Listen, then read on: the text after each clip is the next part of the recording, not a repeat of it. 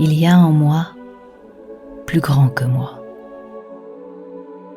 Quiconque a fait cette expérience n'a pas besoin qu'on lui montre l'existence de Dieu. Dieu ne se démontre pas, il est la vie.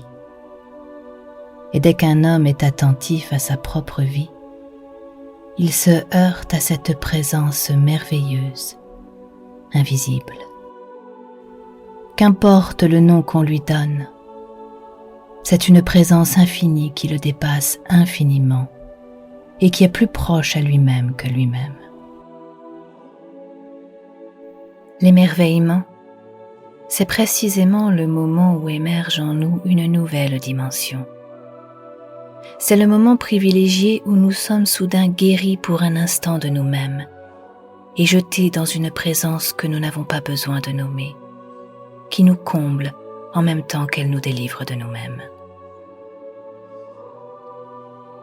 C'est ce moment où nous sommes, pour un moment, libérés de nous-mêmes, où nous ne sommes plus qu'un regard vers, une attention à, une aspiration vers, quand nous sommes ainsi totalement soulevés, emportés, libérés, quand nous passons dans l'objet de notre émerveillement, quand nous sommes suspendus à lui, quand nous ne sommes qu'un cri d'amour vers lui, quand nous sommes dans un immense silence où nous ne percevons que son appel, dont nous nous sentons décollés de nous-mêmes, et nous apprenons dans cette expérience même qu'il y a un autre moi possible que ce moi viscéral, possessif, égocentrique, d'ailleurs naturel, qu'il y a un autre moi qui est un moi oblatif,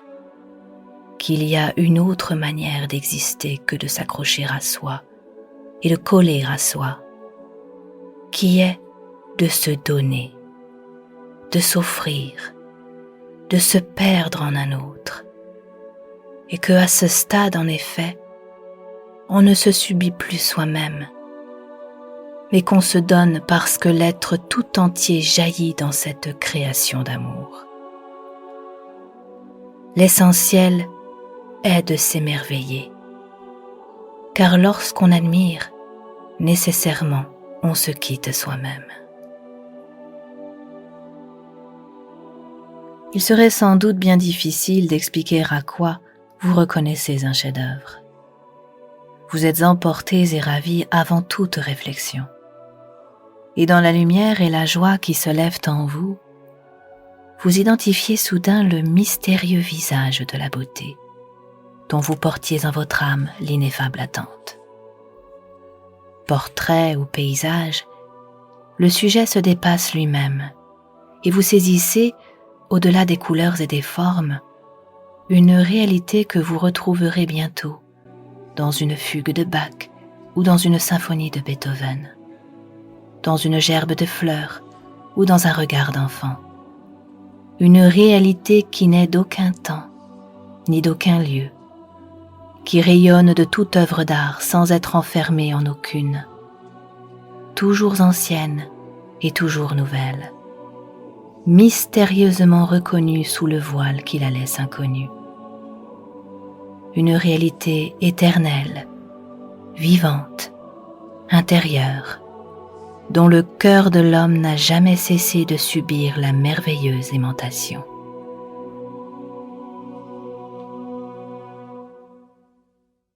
L'artiste qui s'est fait disciple de la beauté sait très bien qu'il ne l'exprimera jamais tout entière. Chacune de ses œuvres n'est qu'une étape dans une découverte qui commence toujours. Un voile impalpable le sépare du visage mystérieux qui le fascine. Et plus il s'en approche, plus il en perçoit la vivante chaleur, moins il est capable d'en soutenir l'éclat. Sa vie s'écoule dans cette poursuite, dans cet élan toujours plus recueilli vers une présence toujours plus intérieure et toujours plus insaisissable. Le travail de ses mains ne fait que traduire cette sorte d'exploration tâtonnante dans l'espace infini que la beauté suscite en son cœur. Mais elle-même élude tout contact et demeure enveloppée de mystère.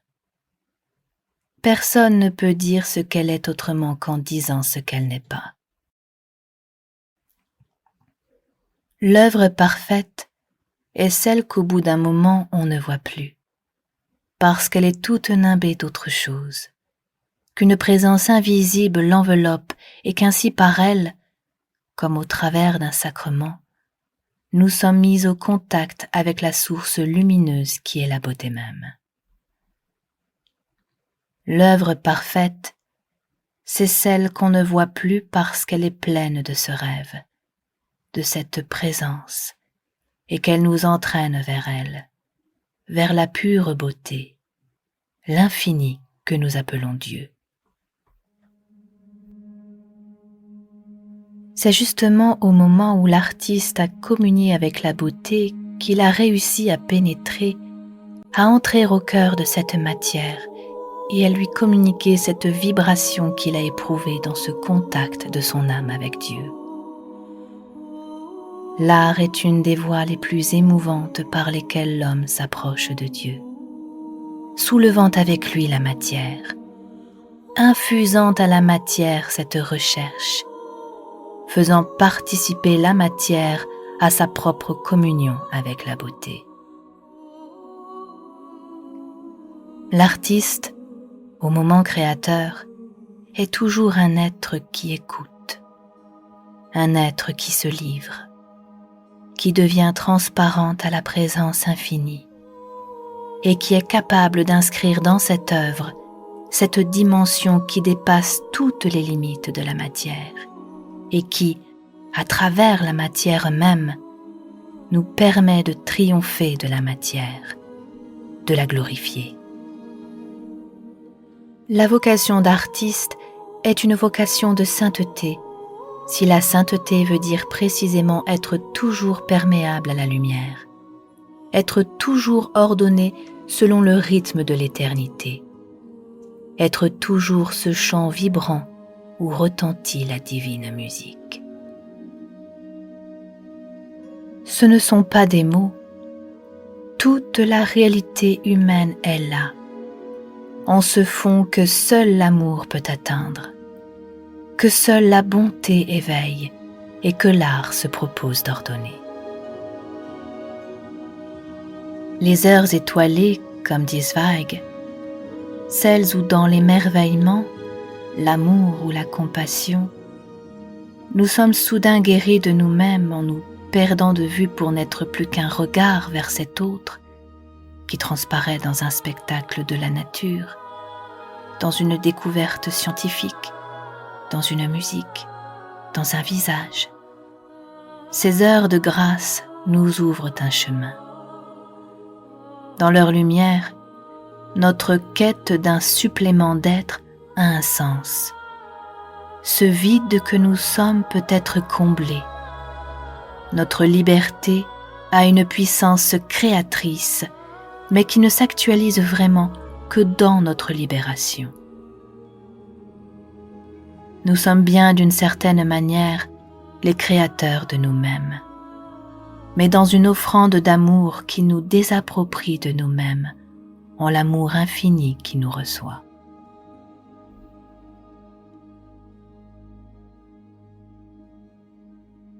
Nous ne nous connaissons nous-mêmes, nous ne nous voyons nous-mêmes que lorsque nous cessons de nous regarder. Quand vous écoutez la musique, quand vous devenez musique, quand vous êtes devant un chef-d'œuvre, quand un paysage vous ravit, quand vous êtes suspendu dans l'émerveillement et dans l'admiration, alors vous vous sentez exister à plein. Vous sentez que vous êtes là une présence totale. Mais vous ne vous voyez qu'en cessant de vous regarder. Quand votre présence, vous ne la voyez pas en vous repliant sur vous-même, mais en vous offrant à cette beauté dont le visage est toujours inconnu et toujours reconnu. C'est dans cette offrande de vous-même, dans cette oblation silencieuse de l'émerveillement et de l'amour, que vous réalisez votre présence et que vous devenez pleinement vous-même. La connaissance de soi est toujours une connaissance dans l'autre et pour l'autre, selon ce que Rimbaud avait déjà deviné lorsqu'il disait « je est un autre ». C'est quand nous décollons en nous dirigeant vers la beauté, ou vers la vérité qui est une beauté, ou vers l'amour, c'est tout pareil. C'est dans cet élan que nous nous rencontrons nous-mêmes. C'est un autre nous-mêmes. Ce n'est pas ce « je-moi » que nous n'avons pas choisi et dans lequel nous sommes emprisonnés, mais un moi source et origine, espace de lumière qui peut devenir tout accueil et peut signifier pour les autres un appel de la liberté.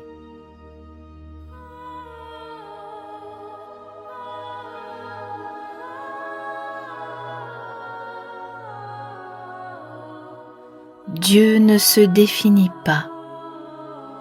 Dieu s'expérimente quand nous décollons de nous-mêmes. Dieu, c'est quand on s'émerveille.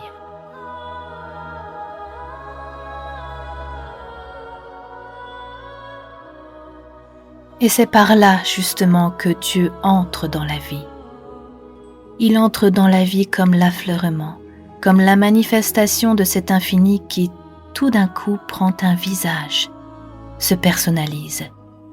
C'est quelqu'un qui est en moi, au plus profond de moi, mais qui n'est pas moi. C'est quelqu'un au plus profond de l'autre, mais qui n'est pas lui. C'est quelqu'un qui nous rassemble. C'est quelqu'un dont la vie circule des uns dans les autres. C'est celui qui nous unit et qui seul peut nous unir, mais qui d'abord nous permet d'unifier notre vie au plus secret de nous-mêmes. C'est à ce moment-là que l'on commence à décoller, et on ne peut pas décoller autrement. Et nous voyons ici clairement que Dieu est une expérience. Alors peut jaillir du fond de nous-mêmes un dialogue qui est la vie elle-même. Un dialogue avec un autre majuscule que nous retrouvons en nous comme dans les autres, et dans les autres comme en nous. La rencontre de Dieu est identique à la rencontre avec nous-mêmes, avec notre vrai moi, ce moi qui n'est pas encore, mais qui peut être. La seule manière de témoigner de lui, c'est d'être authentiquement humain, lorsqu'il apparaît précisément comme le seul chemin vers nous-mêmes, quand nous voulons vraiment sortir du robot préfabriqué et devenir réellement la valeur que nous prétendons être. Il est au cœur de cette immense aventure qui consiste à nous faire hommes. Si vraiment il est impossible d'atteindre à soi sans joindre Dieu, comment se fait-il que tant d'hommes soient étrangers à Dieu, se posent en adversaires de Dieu, voient en Dieu le grand ennemi, l'obstacle essentiel à la civilisation et à la liberté? C'est que les mots ont une histoire, et le mot Dieu en particulier a une très vieille histoire qui l'entoure d'un contexte extrêmement dangereux. L'humanité a cherché d'abord en Dieu une protection contre elle-même, et en a fait très souvent au cours de l'histoire le bouche-trou de toutes ses impuissances et de toutes ses ignorances. Quand on ne pouvait plus rien, on disait Dieu. Quand on ne savait plus, on disait Dieu. Sous ce chef, évidemment, on peut voir dans la notion de Dieu une notion condamnée à disparaître à mesure que l'homme devient maître de son champ, qu'il arrive à conquérir toutes les techniques et qu'il atteint à une espèce de toute-puissance. L'expérience de Dieu est autrement plus profonde, et elle concerne précisément l'avènement en nous de la personnalité, l'avènement en nous de la liberté, puisque le critère essentiel de la présence divine, c'est l'intériorité. L'intériorité et la libération. On reconnaît toujours la présence authentique de la valeur absolue à ce qu'on devient intérieur à soi et que l'on se sent libéré de soi.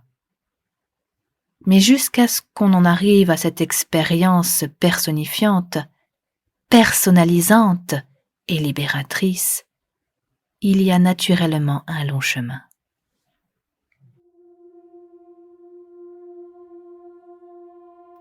Dieu, en nous créant libres, a remis entre nos mains notre destin, et davantage. Il a remis entre nos mains son destin, parce qu'il ne peut pas témoigner de lui-même. Il ne peut être une présence réelle à l'histoire qu'à travers des êtres libérés. Dieu croit en nous. C'est cela que l'Évangile rend tangible. Dieu croit en nous. L'Évangile nous présente à un degré unique, incomparable, cette foi en l'homme. Personne n'a cru en l'homme comme Jésus-Christ. Et c'est parce que Jésus-Christ a cru en l'homme que, à travers le Fils de l'homme, il nous est si facile de retrouver le Fils de Dieu. Jésus a cru en l'homme. Le dernier mot de l'Évangile, ce n'est pas « aimez Dieu », mais « aimez-vous les uns les autres comme je vous ai aimés ». Et c'est à cela qu'on reconnaîtra que vous êtes mes disciples. Aux yeux de Dieu, l'homme égale Dieu. L'homme est l'espérance de Dieu.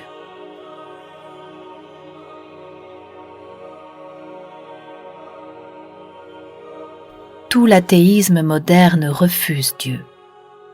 Tous ces grands talents, Marx, Sartre, Camus, refusent Dieu. Parce qu'ils le voient sous l'image du pharaon, comme une limite à l'homme, comme une menace contre l'homme, comme un interdit, une défense, une barrière. Ainsi que l'écrit Sartre dans ce raccourci terrifiant, « Si Dieu existe, l'homme est néant ». Ils ont tous le sentiment très fort que si l'homme doit se tenir debout, s'il veut être un créateur et courir une aventure qui en vaille la peine, il ne doit compter que sur soi et ne plus faire appel à ce Dieu qui nous dispense de tout effort créateur puisqu'il a tout fait, puisque le sort en est jeté, puisque notre destin est éternellement prédestiné. Comment Dieu peut-il être l'amour s'il est unique et solitaire ? Un être solitaire ne peut réfléchir que sur soi, se replier sur soi, s'enivrer de soi, se complaire en soi. Comment concevoir que la vie divine soit ce narcissisme à une échelle infinie sans éprouver de dégoût ? Comment imaginer un être qui se repaît de lui-même ? Un être qui ne vit que de lui-même, qui n'a besoin de personne, puisqu'il est censé être la source de tout. Comment imaginer cet être, existant pour soi, dont nous dépendons essentiellement, qui laisse tomber quelques miettes de sa table sur nous et qui nous attend au tournant de notre itinéraire lorsque sonnera l'heure de notre mort. Il est évident que cette idole est intolérable. Le monothéisme solitaire nous scandalise. C'est effrayant d'y penser seulement. Nous ne pouvons plus admettre que Dieu soit un narcisse à l'échelle infinie. Nous ne pourrons pas imaginer la perfection divine comme une gravitation autour de soi. Sinon, on ne comprendrait pas pourquoi il serait Dieu plutôt que nous-mêmes. Rien n'est plus déchirant que de voir Dieu constamment défiguré, affirmé d'une manière absurde, comme une puissance extérieure au monde, non engagée dans notre vie, confite tout entière en elle-même, dans sa gloire et son bonheur, et jouant de notre monde qui n'est rien pour lui, dont il n'a pas besoin et qu'il laisse se débattre dans les agonies que nous connaissons. Rien de plus déchirant que cette conception de Dieu parce qu'ils l'ont, une fois pour toutes, identifié à cette espèce d'idole impensable pour eux, comme pour nous tous. L'idolâtrie, il ne faut pas penser que ce soit le fait des adorateurs de fétiches. L'idolâtrie, c'est une erreur que nous pouvons commettre à chaque instant et que nous commettons du matin au soir, parce que nous regardons Dieu comme extérieur à nous-mêmes. Nous le ramenons à notre mesure. Nous en faisons constamment un faux Dieu. Dieu n'est pas le fabricateur de l'univers. Il est celui qui nous en fait cadeau, attendant de nous cette réponse, car Dieu ne peut rien faire sans nous. Je ne vous appelle plus mes serviteurs, je vous appelle mes amis. Le Dieu intérieur, le Dieu sensible au cœur, comme dit Pascal, est le seul vrai Dieu. Rien ne s'oppose à ce qu'il soit créateur de tout l'univers, à condition de voir dans la création une histoire à deux, qui ne peut s'achever sans le concours des créatures intelligentes, parce que le sens même de l'univers est l'amour. Et là où il y a refus d'amour, l'amour qui est Dieu ne peut qu'échouer, sans évidemment cesser pour autant d'être l'amour éternellement présent, éternellement offert. S'il en est ainsi, on peut concevoir que Dieu est la première victime du mal. On peut même dire que plus le mal est scandaleux, plus il apparaît que Dieu est la première victime du mal. Le mal est le mal de Dieu. C'est lui qui a mal. Et c'est pourquoi le mal est si terrible. Si c'est Dieu qui a mal dans le mal, au cœur du mal, il y a donc cet amour qui ne cessera jamais de nous accompagner et de partager notre sort. Davantage, il sera frappé avant nous, en nous et pour nous. Comment cela est-il possible ? Une mère est capable de cette identification. Une mère en pleine santé peut vivre l'agonie de son enfant plus douloureusement que lui-même en raison même de cette identification d'amour. C'est pourquoi aucun être n'est frappé sans que Dieu le soit, en lui, avant lui, plus que lui et pour lui. Si le mal a cette dimension, il y a alors une blessure divine sur laquelle il faut nous pencher. Une blessure divine qu'il faut guérir, qui ne cesse de solliciter notre générosité. Dieu ne veut pas le mal. Il en est la première victime. S'il y a du mal, c'est dans la mesure où son amour est méconnu et refusé. Car le monde, dans son amour et dans sa beauté, ne peut se constituer que dans ce dialogue d'amour où Dieu s'échange avec nous et nous avec lui. Quand il n'y a plus d'amour, il n'y a plus de création. Elle avorte, devient un échec. Nous ne sommes plus ici en face d'une loi à laquelle nous serions assujettis. Nous sommes en face de quelqu'un qui nous aime, qui ne nous atteint que par son amour, comme nous ne pouvons l'atteindre que par notre amour.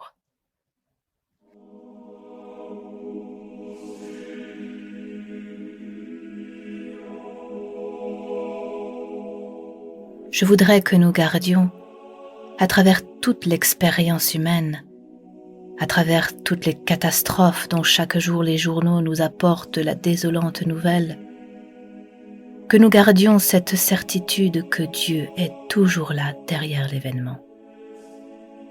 Il ne cesse jamais d'émettre ses ondes de lumière et d'amour. De son côté, tout est accompli. De son côté, tout est donné. Et quand un miracle se produit, Ce n'est pas que Dieu intervienne d'une manière nouvelle. Il était déjà là. C'est nous qui n'étions pas là. C'est nous qui n'avions pas ouvert notre poste récepteur pour capter ces ondes éternellement émises, pour recevoir cet amour de Dieu éternellement donné, qui ne cesse de nous envelopper pour transfigurer tous les événements et les envelopper de toute la lumière de sa tendresse.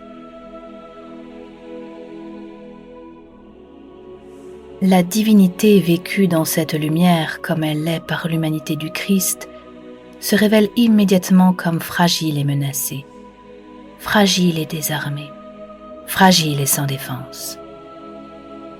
Que peut la vérité si nous nous bouchons les oreilles? Que peut la musique si nous tapons sur une casserole? Que peut l'amour si notre cœur est fermé?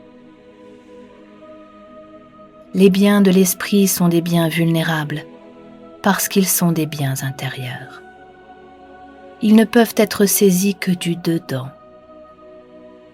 Nous ne pouvons pas poser devant nous la vérité, ni l'amour, ni la musique. Toutes les réalités de l'esprit, nous ne pouvons les atteindre que si elles se posent en nous et nous en elles, dans la réciprocité de l'amour. Dieu fragile, c'est la donnée la plus émouvante, la plus bouleversante, la plus neuve, la plus essentielle de l'Évangile. Dieu fragile remis entre nos mains, Dieu fragile confié à notre conscience, Dieu tellement fragile et désarmé que c'est à nous de le protéger contre nous-mêmes.